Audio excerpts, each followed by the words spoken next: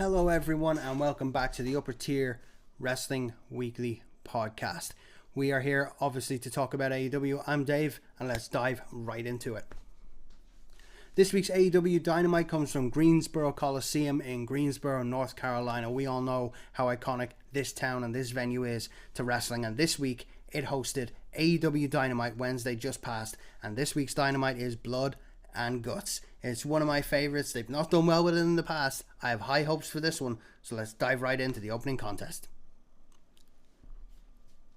The opening contest for this was the first ever and inaugural Women's Blood and Guts. It had Mercedes Moné, Megan Bayne, Marina Shafir and the Triangle of Darkness take on Chris Statlander, Toni Storm, Willow Nightingale, Mina Shirakawa, Jamie Hayter and Harley Cameron. It was 5-on-5 and it was a half and half 50-50 contest. I'm going to start off this review by going through the low points because there was a few. The opening 15 to 20 minutes of this match, and it was a long one because these matches normally go for just under the hour mark, maybe even just a little bit more or less. And the first 20 minutes of this match were really tough to get through. And the reason I say that is because the first four competitors, as they went into the cell structures, two rings put together and a cell put on top, anything goes. They struggled with the pacing of the opening 20 minutes. They struggled finding out what to do. The spots were a little bit sketchy. It was a little bit hit and miss for the first 20 minutes of this match. I struggled to keep focused on what was going on. Willow Nightingale was a big disappointment for this match in the first 20-25 minutes because she was nervous. You could tell. It wasn't her best performance. She struggled being in there with multiple competitors at one time. You could see the way she was selling wasn't the way she wanted to. Some moves that were harder to take, she was almost no selling, and the ones that were just kind of clotheslines and punches, she was overselling. She was really struggling to find that balance in this competition, but once the more experienced heads got in there, the likes of Mercedes Moné, Jamie Hayter, the likes of Toni Storm, Chris Statlander, once everyone got in there, after the first 20 minutes, this match really started to take off because you had the competitors in there that were ready to tell their story, and it was so good in the second half of this match. It just absolutely exploded. There's so many spots in this match, and I don't have a problem with a lot of spots when the match is given time for those spots to really develop. And one of the spots that I absolutely loved was Sky Blue was the first competitor to come out for this match. She was drenched in blood for the majority of this, but the look in her eyes, the intensity, the feeling that she had made me believe she was loving every second of this match. She really got into this match from a storytelling, from a wrestling point of view. You could tell she was loving it in there. And one of the best stories of this entire match was once again Toni Storm. The way she entered the match and what she did to elevate it was fantastic, just because she can tell a story better than anyone in AEW's women's division at the moment. Chris Statlander, her entrance was phenomenal. She came into the cage, she grabbed a kendo stick. I don't even think it was a kendo stick, it was like a broom handle, and she jumped off the top rope and smashed Thelka over the back with that, snapped it off her back while still wearing the world title belt. And of course, this just led into jumping onto the second rope in the opposite corner and a double back elbow from the top, and she just kept going and going and going. Everyone else was given that time to rest. This was a fantastic match.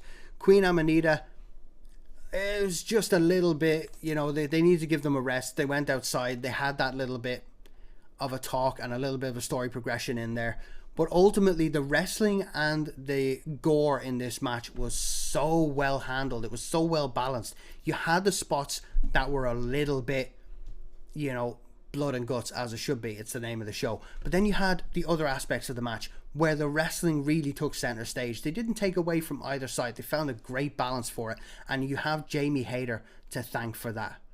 And Mina Shafir, let me tell you, she was phenomenal in this match. You want a powerhouse women's wrestler?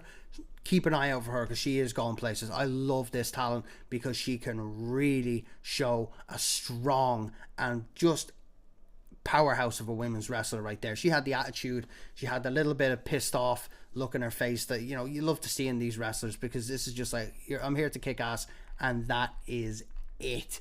And this match, just as it developed, Marina Shafir, she just loved being in there. She just grabbed the belt and whipped everyone's ass in this cage. Ultimately, it all came down to Toni Storm being tortured and the heels winning this match. But there was one little spot that I absolutely loved, and it was Thelka and Julia Hart went through one of the posts that held up the cage. They went through the slots in the middle to go out to get the key off the referee and open the door. This was such a clever little spot, because you don't see little intelligent spots like this in these kind of wrestling matches. But they both went out each side. There was a little hole in the post, the metal post that were holding up the cage. This was really clever. I absolutely loved this spot. And the fact that they were climbing, doing submissions through the little posts as well. Mercedes Moné got caught in one, and it was just so good. Like, there was such clever little bits in this match, little spots that you loved. But my favorite was Toni Storm grabbed a glass mirror, and Shafir was just in the corner holding the mirror. You expected Toni Storm to just completely go hell for leather and go the double boot into the face of Shafir, but no, that was not the case. She got the glass smashed into her face, Toni Storm, by Shafir. She was going for it. Shafir held it up and straight into her face. It was fantastic. This progressed into Toni Storm then using the glass on tape on her hand. It just evolved, and the progression was fantastic. The figure four with the baseball bat was one of my favorites, with Shafir again put glass on her foot straight into the chest of Jamie Hayter. I love this spot because, again, everyone was using everything in the ring. Everyone was using everything to get there. And when they got there in the end, my God, three of the heels held back Toni Storm. It was fantastic. Thelka, Sky Blue, and Julia Hart held back as Jamie Hayter got submitted by Shafir. And this was great because you just had her being absolutely demolished, and it was a great win for the heels. Overall, this match gets an 8 out of 10 from me. It would have got a 10, but the problem is that first 20 minutes didn't cut it for me. It was a struggle to get through, but once we had the experienced heads in the ring, everything took off. That was the opening contest. Now we move on to Hangman against Powerhouse Hobbs. Okay, this one was all about the story progressing between Hangman Adam Page and Samoa Joe going into Full Gear, which we're not far off of next week. Next weekend is Full Gear. This match was all about progressing the story. Powerhouse Hobbs against Hangman Adam Page. No title on the line, and it was falls count anywhere. The real aim of this match at the very end, the competition was great. I love how Powerhouse Hobbs moves. I love that he uses his strength and his ability to really make you look. This was a classic, with Hangman Adam Page, this was a classic hurt wolf, hurt dog kind of story that they wanted to tell here. Hangman Adam Page came in, he had the bandages around his stomach, and ultimately, he was going in as the wounded dog. Powerhouse Hobbs going in as the fully fit, bear ready to absolutely manhandle them, and he did it to an extent, but of course it's the Ops and it's Hangman Adam Page. He had Eddie Kingston. They both had their factions to help them out, and ultimately with Hangman, what they wanted to do here was, let's see where we can go with the Samoa Joe storyline. And at the end, Hangman Adam Page off the this was a great spot. It was off the tier in the crowd into the table full of electronics and all the stuff that you would think would control all the lights and the electrics that go through the building. And they did really well with this, because when he hit the table, the lights did flicker. They did go out for a second and they came back up. So they made it seem really authentic, and that was a great spot in the match. The wrestling was fantastic, but ultimately this was always going to be false count anywhere. And what he did to Powerhouse Hobbs in the end, where he put him off the front row tier, just that first level, under the on top of the entranceway, just in the corner of the arena, pushed him off through all the table of electronics that was just carefully placed underneath, as always, and they really made that seem authentic. This was all about Adam Page then taking a beating from Shibata and Eddie Kingston, all that. It just turned into a brawl. But the main aim here, Hangman Adam Page then challenged Samoa Joe to forget about everyone else in the factions and meet him at Full Gear inside a steel cage. That's going to be very, very interesting, because that is a match that's going to be brutal, and that is a match that I want to see. I cannot wait to see Hangman Adam Page and Samoa Joe inside a steel cage at full gear. I love the storyline. This storyline has had me invested from the beginning, and I absolutely love it. Next up was absolutely pointless. The next segment in this was a promo from FTR featuring Ricky the Dragon Steamboat. Now this, what I didn't like about this was they put this promo in between matches that were really, really good. And you want a filler promo? Look at this promo. This is a filler promo. This is what you do to just eat up 2 minutes of time. That makes no sense. I am a big fan of FTR, but they need to refresh themselves a little bit. They are so boring at the moment. And the fact that this promo was just a waste of time. I didn't even want to sit back and watch this promo because I knew what it was going to be. It's the same every week with these guys. And promoing and going up, squaring up to Ricky the Dragon Steamboat. What are you doing? Dax Harwood, what are you doing? He's an old man. You're not making yourself look good. And it's not about the fact he's not making himself look good. This is just getting boring. It's the same every week with these promos from FTR. It is a pain in the ass. Don't watch it. I'm skipping over it. And I'm going straight to the main event. Okay, it's main event time. We are going straight in to the Blood and Guts men's main event. This match was fantastic from start to finish. They just got it right. Like I said with the women's match, they just got it right. The balance between the wrestling and the hardcore and the creativity in both sections was great. Darby Allin against Wheeler Yuta at the beginning was just so good. Darby Allin had the thumbtacks on the bottom of his skateboard, ran them across the forehead of Wheeler Yuta, and we just got started straight away into the Blood and Guts on Dynamite. Orange Cassidy is just someone who's really done well to elevate himself and to tweak his character to the point where people are really buying into this.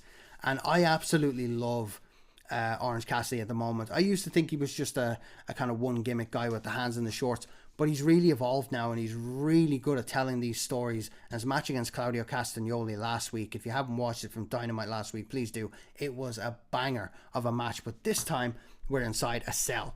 And we're inside one of the best matches of the year on Dynamite by far. Not in AEW in total, but definitely on Dynamite. I just loved the storytelling in this match. The fact that obviously you had the advantage matches last week. Darby Allin won his. It was Darby Allin and Orange Cassidy against Wheeler Yuta. And I swear, Wheeler Yuta was literally crying as best he could when he took that skateboard off the back from Orange Cassidy. I swear to God, it was so believable.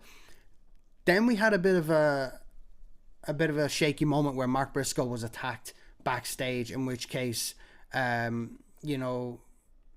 had to have the Paragon come out, Roderick Strong, and he kind of filled in for Mark Briscoe. Then it just got batshit crazy because Claudio Castagnoli came out and he is really owning this powerhouse character. He is really owning what this is to be just an absolute strong man in the ring, because the way they make him look right now is how I always imagined Claudio Castagnoli looking, whether it was in WWE or AEW. This was the absolute heel monster that I always wanted him to be. When he came in, he did this. Roderick Strong was on his, or Orange Cassidy was on his back, and Darby Allin was taking the swing. So he swung them both, one on his shoulders and one on the ground. It was so good. It was just so well done. And then of course Moxley came in. And this is where the match goes down for me. I'm not a fan of Jon Moxley at the moment. I just think it's pointless. We know you love hardcore wrestling. You don't have to prove anything to anybody. Just stop it. Just give it over. He brings in some sort of chopstick or some sort of stick of some kind and just starts stabbing people in the back with it. He takes Roger Strong, puts it in his eye, stabs him in the eye. Darby Allin, he stabs him in the back, starts running off his back. It's fucking stupid. I hate this stuff. I hate what Jon Moxley does to matches these days. He just ruins certain parts of the matches for the sake of being gruesome. There's no point. If you're going to be gruesome, tell a story with it, which is what the rest of these guys were doing up until this point. Now, once they got past the whole Moxley opening spot where he's trying to cut Darby Allin's spine out of his body, as you do, Daniel Garcia really struggles to make himself seem like part of the Death Riders. He's not really making me believe that he's part of this. But ultimately, what really went absolute mental is when Mark Briscoe finally came out to the match. Darby Allin, of course, took a pile driver on thumbtacks and glass. Of course he did, because that's just what Darby Allin does. But he sells it well. That's the difference. Then he monkey barred his way across to the center of the ring and then decided to take out all of the heels. Because why not? Just coffin drop from the top of the cage. It was great. It was really, really good. Again, this guy just makes the spots happen. Pac came out, but Mark Briscoe came out against Doctor's orders. And of course, what does he do? Sets up a table, decides to go right to the top of the cell and take on Wheeler Yuta, just swinging chairs like they're swords. Because reasons. But ultimately, this match was 10 out of 10 because of two reasons. One, the balance between the wrestling and the hardcore was done great. But the camera work is what really stood out to me. They broke the camera to the right points of the match at the right stage at the right time. It flowed so well, which is something AEW doesn't do and hasn't done very often for a long time. But this match was a perfect example of AEW, if you're watching, go back and watch this match and do it for the rest of them, because whatever you did here really, really worked. This was so well done camera-wise that we were watching the match on top of the cage with Mark Briscoe and Wheeler Yuta. Then when it switched into the ring, it switched at the right point where you were kept engaged. Everything was happening at the right times, and switching between everything just worked in this match. They did a great job with the camera work. They did an absolutely fantastic job with the pacing of the match, with the balance of the match. And then, of course, when you had Daniel Garcia and Orange Cassidy in there, once the hands go in the jeans, you know, it's all over for him. However, then we got flaming tables. Of course we did, because blood and guts. The flaming table spot between Pac and Darby Allin was fantastic. It's just not one you've seen kind of really since Edge and Mick Foley all those years ago. But the fact that Pac was on top of the entranceway and gorilla pressed Darby Allin through the flaming tables, this was fantastically done. Darby Allin rolled around for about 3 or 4 seconds while on fire. I don't know how this guy is still alive, but he is, and I'm here for it. It's amazing. Ultimately, the ending of this match was really, really good, because it was, you knew it was time. They ended it at the right time. There was a lot going on. People were gassed from all of the action that was there. It was the orange punch to Jon Moxley and ultimately tapped out to the ankle lock from Roderick Strong in the middle of the ring. He got out the first time, but he made sure that was locked in, and we had the winner. The faces had won it. And that was AEW Dynamite. That was the end. This was a great episode of Dynamite. I love Blood and Guts. I really do. I love this theme for Dynamite. And in many ways, this just proves why I love it, because the balance was just there tonight. Absolutely, the balance was just there tonight, and I loved it. I was here for it. That's AEW Dynamite, folks. Let me say, this was an 8 out of 10 Dynamite. Would have been higher if it not for FTR, and with all due respect, Ricky the Dragon Steamboat in that pointless promo in between all of the decent matches and story progression here. So we are looking at Dynamite next Wednesday. Go home show before we head into Full Gear. Thanks for watching as always, and we'll see you next week.